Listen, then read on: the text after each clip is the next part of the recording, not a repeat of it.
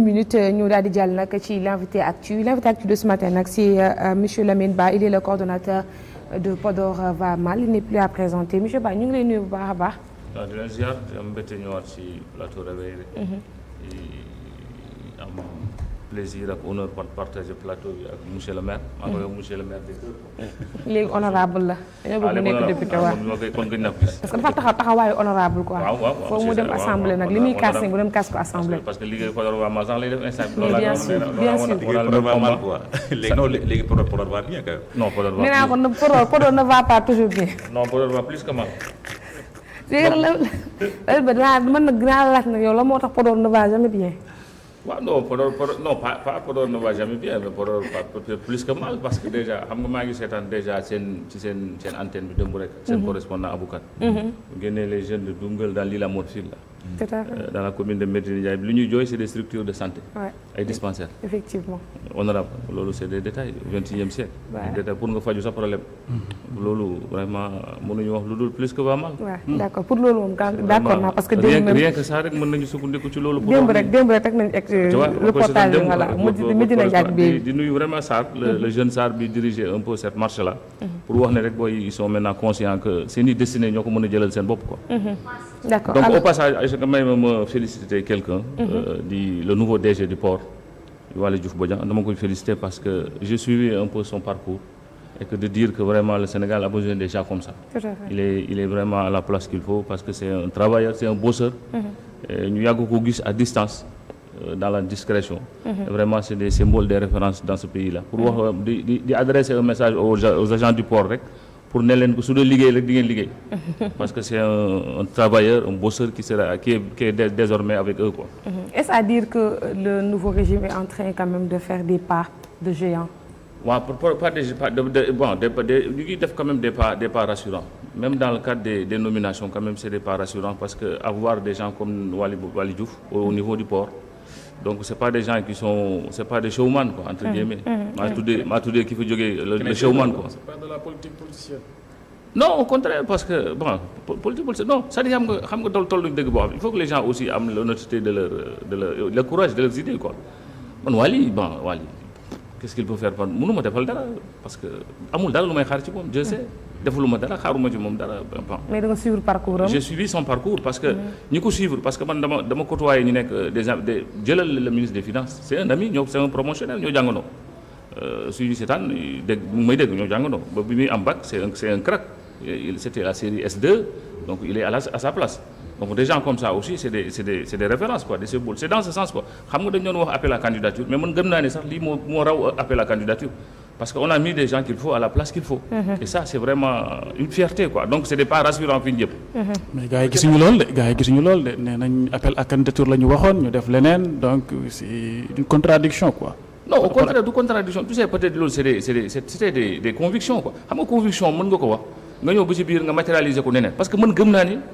tu prends le ministre des forces armées nga teg ko à sa place loolu mënoo am mieux que ça nga jël dans c'est des présomptions de bonne foi ci seen parcours ci seen carrière nga ki ma lay wax ni Waly Diouf Bodian va demander aux inspecteurs au niveau des impôts et domaines nga laaj leen et heureusement maa ngi koy déglu dem bi muy wax quand le DG sortant bi muy glorifié wu par rapport au chiffre d'affaires du port il a répondu indirectement pour lui dire que les chiffres yi ngay wax annuellement au port moi je les fais au centre des impôts. Tu vois déjà pour dire que li ngay glorifier au fii pour avec port lu mu représenter man je l'ai fait au niveau du centre au niveau des impôts et domaines c'est pour dire que loolu la ñu soxla résultat la ñu soxla en fait loolu la ñu gëm maintenant nag su demee dans l'exercice de ces fonctions mu wone leneen aussi les gens reviendront pour dire que vraiment ça a été une déception mais gëm nañu quand même li mu wone ak fi mu jaar honnêtement ça je le dis en toute bonne foi quoi. Justement pour parler de chiffres dañu gis ne fan yi bon l'ensemble des rapports yi nga xam ne président Bassirou Diomaye Faye sàkk woon na pour que gars yi génne ko. bu weesoo waa IGE daanaka yeneen structure yëpp génne nañ seen rapport te rapport dañuy gis dafa am ñu bëri ñu mu épinglé mais question yi gars yi di posé mooy est-ce que poursuite dina am yow en tant que acteur société civile ñëpp xam na ci xeex bi parce que yaa nga koy porté maanaam wàllu bonne gouvernance rapport bi tey jii boo ko déggee ban suivi nga ciy xaar yow. non d'abord ça def na c'est un choc pour tous les Sénégalais pourquoi tous ces rapports là ñu denc ko ça ne fait que confirmer ce que le président sortant avait dit j'ai mis le coude sur les dossiers parce que lii aussi waroon nañu ko weesu instant bi waroon nañu ko weesu maintenant la question que tous les Sénégalais se posent mooy qu'est-ce que le ministre de la Justice qu'est-ce que le procureur attend par rapport pour donner des suites à ces rapports là loolu rek la ñuy Sénégalais yëpp di xaar tout le monde n'attend que ça li nga xam ne mérité na ñu dem li nga xam ne mérité na ñu ubbi des informations judiciaires la question que les Sénégalais se posent mooy qu'est-ce que le ministre de la Justice attend qu'est-ce que le procureur attend pour s'autosaisir par rapport à ces dossiers parce que am na ci ay dossiers yoo xam ne li ñi ci wax ça veut dire que li ci presse bi di relater li nekk ci rapport yi c'est des catastrophes vraiment c'est des choses gravissimes quoi ci li ñu wax maintenant comme tu as l'habitude de le dire c'est pas parce que aussi un rapport de l'OFNAC un rapport de la Cour des comptes t'a épinglé que tu es coupable de ce qu'on te reproche il faut que le ministre de la Justice avec un magistrat il faut que par exemple les autorités judiciaires fassent le travail qu'il faut pour que à l'arrivée à terme qu'on puisse nous dire ce que li ñu la doon reproché vraiment ça s'est avéré vrai mais mën nañ jàpp quand même li ñu ciy wax c'est tellement gravissime pour dans certains rapports hein et il y a d'autres aussi quand même il faut prendre le soin de lire parce que souvent c'est des effets d'annonce par rapport au rapport moi je le dis j'ai parcouru un peu le rapport du Puma je l'ai parcouru un peu mais bon honnêtement liñ ci coow bi ñu ci def yëpp ça ne le mérite pas parce qu'on parle de dépassement de salaire nulle part on a dit ouverture d'une information judiciaire c'est des recommandations sur le plan financier discipline et tout ça. mais dépassement de salaire aussi c'est à déplorer quand même. non xam nga man sama bu ñu nee dépassement de salaire c'est parce que tout simplement da nga jël ay clients ay militants politiques je ne sais pas. non xam nga leen di leen fay. xam nga j'ai pris juste cet exemple dama ko lire exploité ko ci xam-xam bu ndaw bi ma am. Parce que si on parle de dépassement de salaire, est-ce qu'on avait plafonné le salaire par exemple, le montant alloué au salaire. On l'a jamais, amul fenn fu ñu ko plafonné. Le décret qui a créé le Puma. Je donne juste un exemple par rapport à tant d'autres. waxuma rek ñeneen ñi parce que am na si yoo xam ne aussi soo ko lire c'est des catastrophes. Ça Sénégalais mënu ci revenir. C'est vraiment li ñu leen di toppee su dee am na c'est des criminels. Foofu loolu c'est le seul mot qu'on peut utiliser. Maintenant, si tu suis un peu les choses, parce que souvent c'est des choses évolutives, c'est des choses dynamiques. Mais c'est pas pour dédouaner qui que ce soit aussi. Parce que c'est au ministre de la Justice de faire le travail. Exemple le cas de SICAP, de la SICAP. Le fait que vraiment ñu ne chaque corridor daan nañ jël vraiment 12 millions et quelques di ko jox Mbagnick Ngom. Mais loolu su amee c'est des crimes. Mbagnick Ngom MEDES waaye. Excuse-moi ci publicité ça je veux dire. C'est-à-dire que c'est des structures même lu ñu war a xoolaat sax quelle est leur utilité d'abord la première question c'est que il faut qu'on recherche xoolaat d'abord quelle est l'utilité de ces structures des MEDES et tout ça ay forum du premier emploi ça fait 20 ans 25 ans Sénégalais nga koy dégg combien de jeunes ont été recrutés par rapport à ces structures là est-ce que c'est pas des structures yoo xam ne dañ ko teg uniquement pour capter des fonds c'est-à-dire c'est des choses yoo xam ne dans le cadre de la rupture il faut qu'on cesse avec ces pratiques là maintenant li ñu wax noonu par exemple jël xaalis Sénégalais contribuables Sénégalais pendant que des gens meurent yow tu as fait le tour du Sénégal amuñu ay dispensaires amuñu des forages amuñu des pistes amuñu fu ñu fajoo ils n'ont pas de scanner Podor ñu ngi koy soog a am et aussi je salue au passage Demba Ramata qui est là parce que il a été témoin du combat qu'on a mené bind na ci bindaat ci donc pendant que les Sénégalais meurent pendant que les Sénégalais souffrent tu prends 12 millions nga jox à une structure MEDES à quelle fin ça su fekkee am na ça je dis que c'est des criminels il faut que ñu traîner leen juger leen comme on doit juger comme des criminels ça amul beneen mot mais xanaa kon non su dee am na li ñu leen reproché nii su dee am na je dis pas non je veux dire que si le ministre de la Justice à l'arrivée après ces enquêtes après ces investigations on se rend compte que c'est de l'argent des Sénégalais qu'on a dilapidé à leur guise à leur intérêt politique à leur intérêt clientèle politique mais là li ñu mérité c'est ça kon xanaa kon le président Macky Sall c'est là poursuivi pour haute trahison parce que même démb rek ñuy wax ne que ci information yi ni que le président Bassirou Diomaye Faye a abrogé benn décret boo xamante ni da doon expliquer que le président Macky Sall avait déjà suggéré ñu daal di fay l'ensemble des ministres yi nga xam ne ñoom ñoo succédé au Sénégal yëpp. Aïcha le président Diomaye il doit aller plus loin est-ce que vous savez Seydina. parce que question bu posé dafa am solo c'est-à-dire que pour gën koo préciser. mooy que xam nga président Macky Sall avant moo dem dafa génne benn décret. le ministre yokk ko salaire u député yi. les anciens ministres. direct 1,5 million daal di ko yóbbu ci 2,8 millions de francs CFA. Bassirou Diomaye Faye a pris la décision de casser tout. dafa war a am c'est pas la première fois boobu ba léegi mu ngi casser ay décisions ay décret président Macky Sall. il doit aller plus loin Seydina va mener des enquêtes par rapport aux payeurs qui sont dans les trésors dans les communes. Est-ce que tu sais que dans les communes les payeurs chaque recouvrement commune bu nekk da ngay allouer aux payeurs là 200 000 300 000 400 000 loo xam ne sa poche la jëpp. jëlal le département moi c'est des maires c'est des adjoints c'est des conseillers municipaux qui m'ont appelé pour me le dire et j'ai le document avec moi danaa la ko transférer de maire bu commune bu nekk au-delà du fait que da nga koy accompagner ci carburant chaque recouvrement da ngay ñii 200 000 ñii 300 000 jëlal le cadre PROC le département c'est 22 communes à supposer que chaque commune donne 200 000 ça te fait 4 400 000 francs yoo xam ne yow ça va dans tes poches yow personnellement payeur ba mener des enquêtes par rapport à ça c'est des arrêtés qui sont là et là le président daf ko war dindi.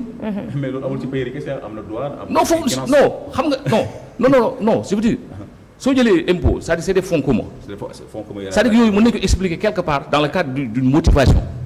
par exemple dañuy ne par exemple non lii motivation période motivation parce que c'est une commune qui fait des recouvrements commune mooy def recouvrement yow defoo dara tu fais que accompagne defoo dara mais au-delà du fait que dañ la koy jox sax yow mu dem ci sa salaire dañ lay accompagner souvent par des carburants par des autres et autres ça que je veux dire ñoom da nga toog mais période bi mine de rien tu peux te retrouver avec 8 millions fekk du sa salaire mais par exemple ñële c'est des fonds communs on te dit que pendant su amee redressement par exemple ngay dem dafa redresser 1 milliard une entreprise 1 milliard yi day dem ci keesu état ñu ne la par exemple pénalité yi ngi ciy teg à supposer mu nekk 250 millions mais 250 millions da nga koy diviser en 3 am na benn partie boo xam ne day dem ci réfection des infrastructures am na benn partie boobu day dem ci kees am na beneen partie peut-être boobu lay équipe bi di séddoo et loolu mën naa comprendre quelque part dans le cadre d'une motivation des contrôleurs parce que un vérificateur aussi il doit être mis à l'abri des besoins parce que loolu day indi souvent des corruptions day indi des tentations mais ñooñu on doit les motiver parce que ñoom ñoo yore budget au Sénégal mais un payeur qui va directement dans sa poche noo ko mën a justifier.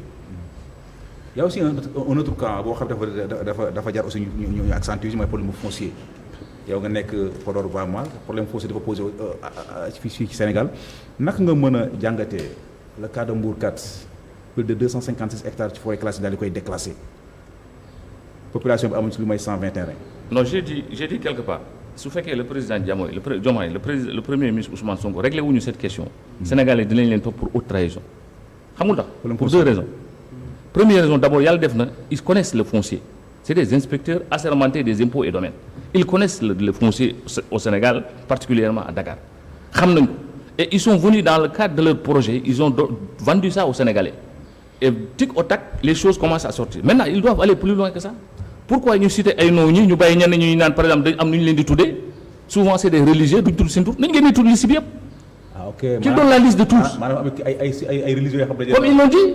mais nañu génnee liste bi tëpp teg ci table bi nous sommes tous personne n'est au-dessus de la loi. man parce que gëm naa ne. maanaam fu ñu tuddee ay ñoom Idriss Seck ak ñoom seen war nañu faa tuddee am sëriñ bu jotee. ma ne bu jox je donne un exemple. il y a des xalifs généraux yoo xam ne fii dañoo dëddu Zahir soxlawuñ ko mais ñiy wuyoo tuuru sëriñ nekk ci liste yi la ñu war teg ci table bi sénégalais xam.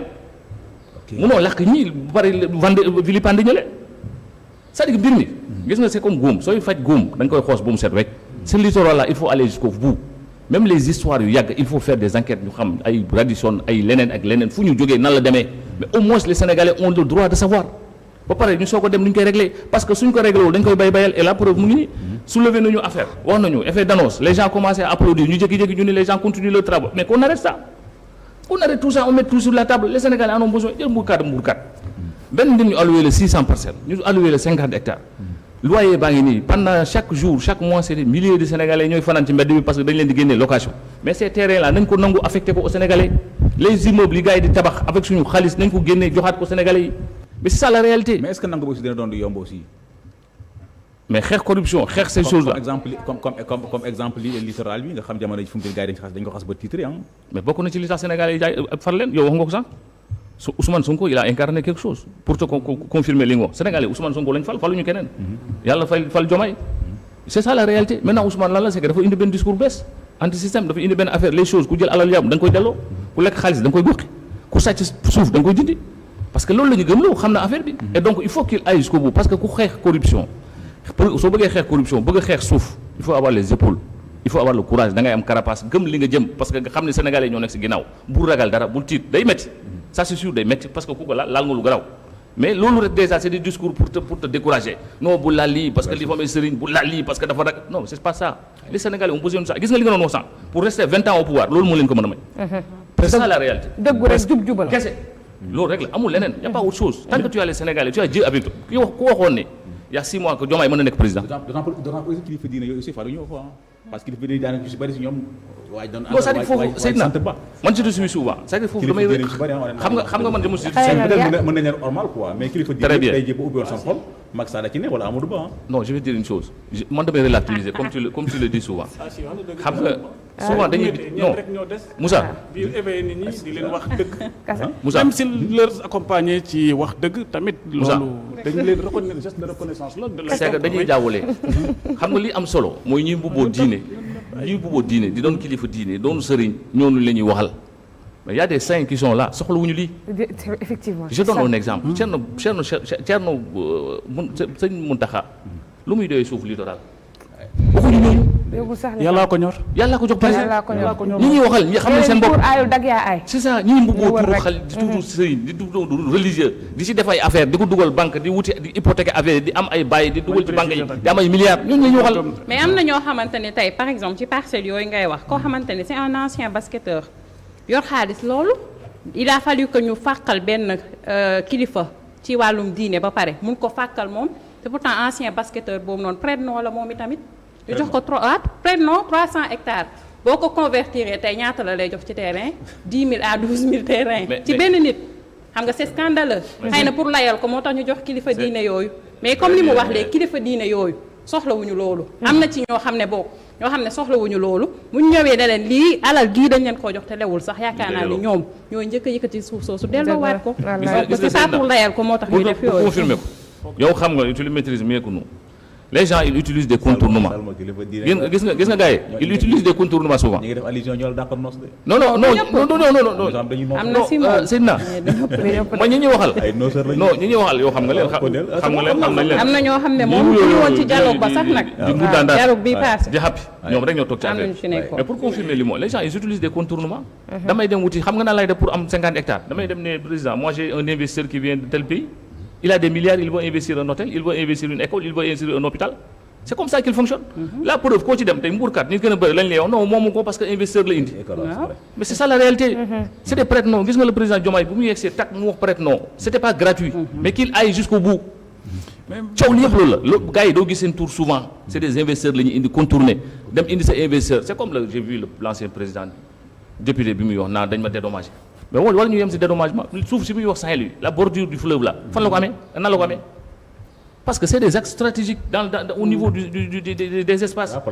moo tax bi may ree bi muy dédommagé maa ngi ree je me suis posé la question ma ne est-ce que c'était pas même le prix à payer pour que avec l'histoire des députés à l'Assemblée pour éviter la un peu c'est des questions quoi pour tooñ est-ce que c'était pas ça parce que souvent c'est des questions d'intérêt.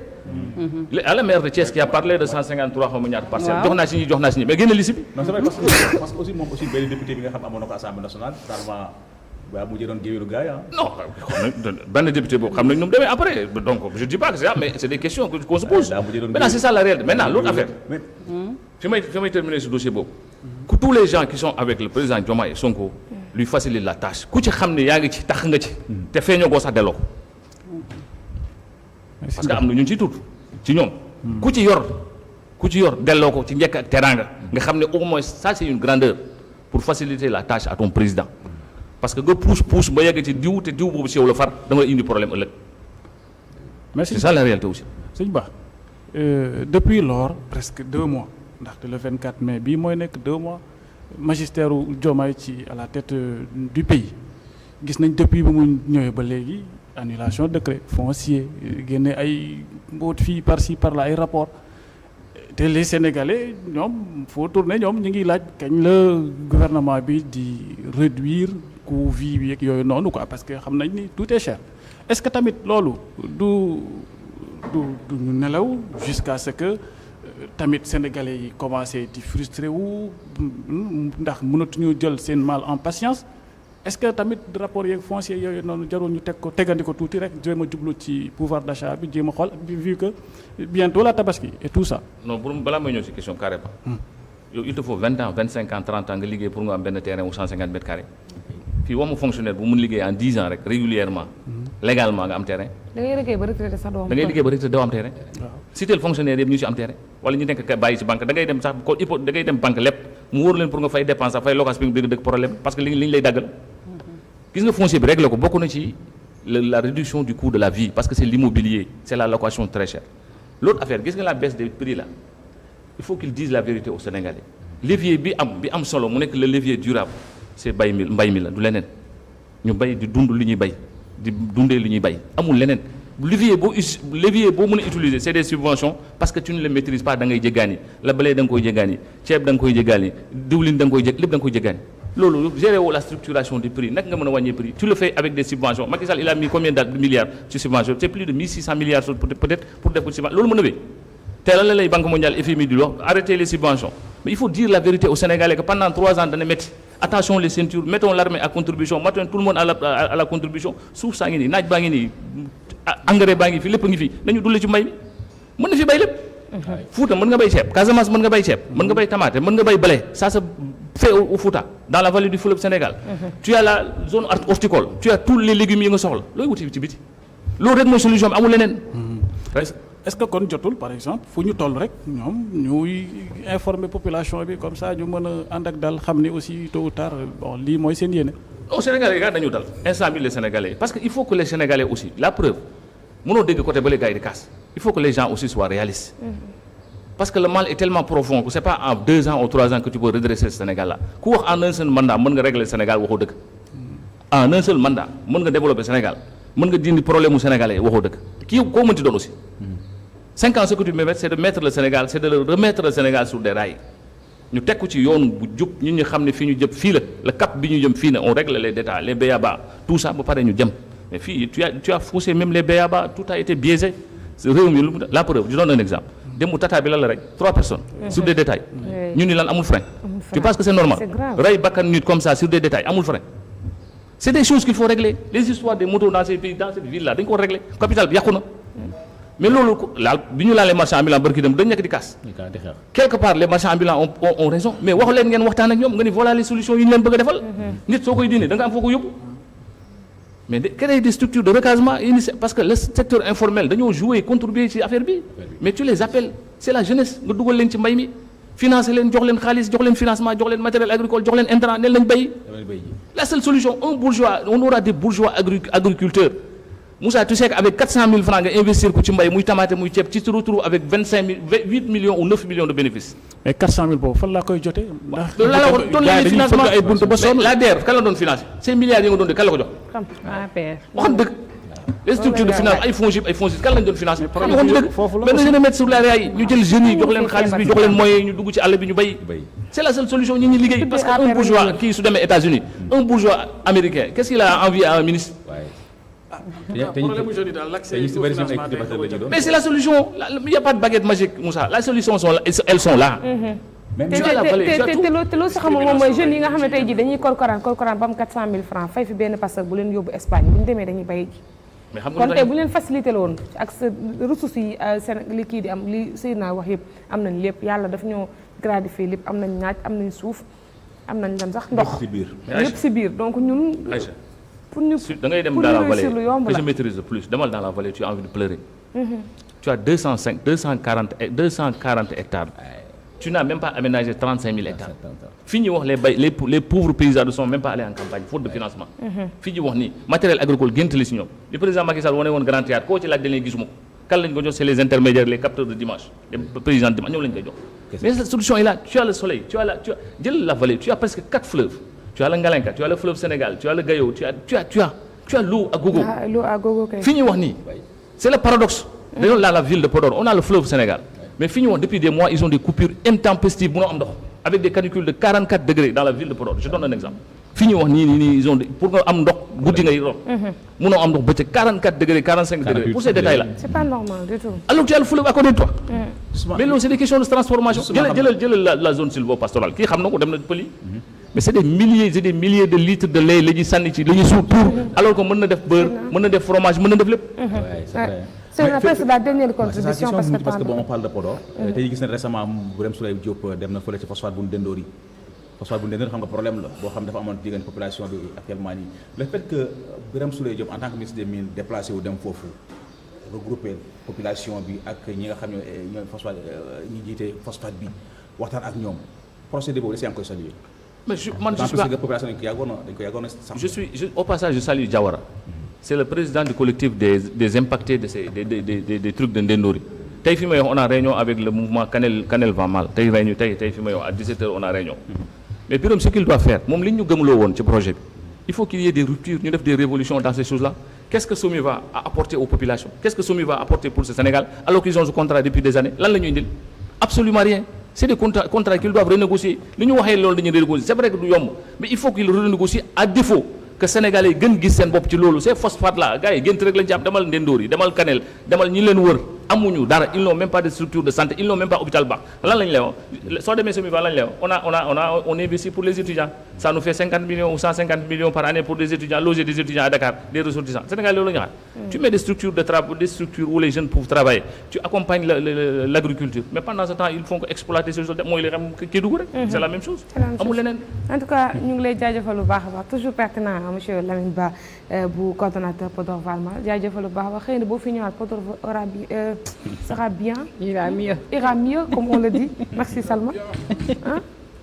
Merci on l'espère on espère que Podor ira mieux parce que ñun gëm nañ ne 10 ans ou 11 ans ou 12 ans sax moom waruñoo toogaat fii di wax Podor va mal mais c'est parce que comme je l'ai dit tout à l'heure maintenant di nuyu ñëpp vraiment tous les membres di nuyu Seydina aussi di nuyu Seydina di ko remercier aussi parce que pour le travail qu'il fait et di leen masawu aussi li leen daloon temps yi parce que Walfadjri li leen daloon Sénégal yëpp la dal parce que tey je l'ai dit fa lay terminer Sénégal day contrées les plus reculées su ñu amee piste de production Walfadjri moo tax su ñu amee forage Walfadjri moo tax su ñu amee école Walfadjri moo tax parce que fii Walf di yegg dans les contrées les plus reculé depuis des années beneen chaîne de télévision yeggu fa vraiment ça a été un plaisir quoi. jërëjëf Lamine Ba la woon ci l'invité actu léegi sans plus tarder dañuy dem jàll ci la chronique du jour.